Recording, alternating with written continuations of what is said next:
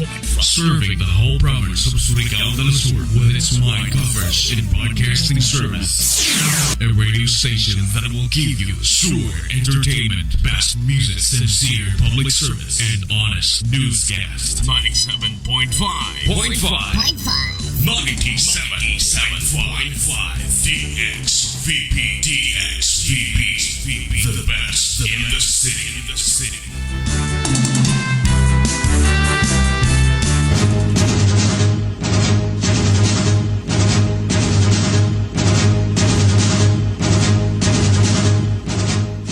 This is an NBC News special For report. Christians, the end is May 21st, Hindi po 2011, tayo according to their magpapamana sa susunod na salin.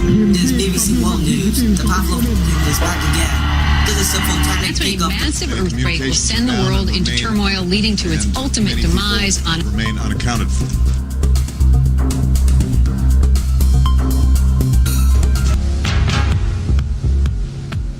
Mga taho ug balita nga sagad atong madungog adlaw-adlaw, maghatod sa kabalaka ug kakuyaw sa atong kinabuhi, magpalong sa paglaom kagipaning kamutang mudilaab sa una-huna ug kasing-kasing sa matag usa kanato, mga katalagman, mga kamatay, kagutom, mga gubat sa nagkalain-laing nasod, pagtaas sa palaliton, walay igo nga trabaho sa kadaghanan, pagpangawat sa salapi sa katawhan, sa kadagkuan sa pagangamahanan. Pilpila lamang kini sa gisagubang tang suliran nga hangtod karon magpabiling tanghaga ang maong kasulbaran. Higala sa dili pa ulahi ang tanan ug mopalong sa hingpit ang imong paglaom, kining tulumanon magatanyag kanimo sa langit nung tubag sa imong mga pangtana. Si Jesus nagaingon sa iyang mga pulong, mianhi ako aron kamo makabaton sa kinabuhing madagayaon gayod. Kining maayong balita nga imong mapatalinghugan maghatod kanimo og kinabuhi inay sa kamatayon, kaayuhan inay sa balatian,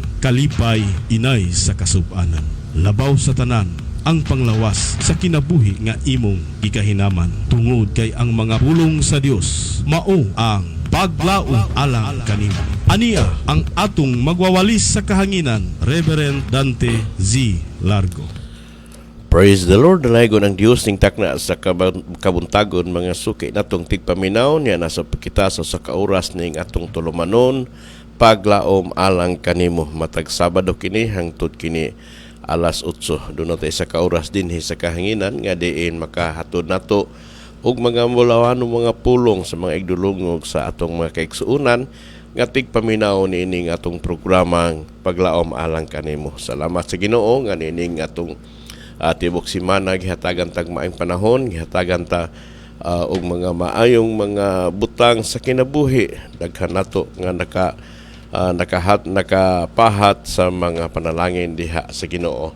Og nining kabuntagon igsuon niya nasabta ang laing mga pulong sa Ginoo nga maghatag nato og kadasig sa matag karon ug unya, kay usahay ning atong kinabuhi igsuon malumsan ta sa problema, malumsan ta sa kabalaka, daw mawad ang tagpaglaom apan ining kabuntagon ang pulong sa Dios kanunay gyud nga mga pahinumdom kanato sa matag panahon nga naata sa kawaladon, matag panahon nga naata sa kapit-os sa kinabuhi.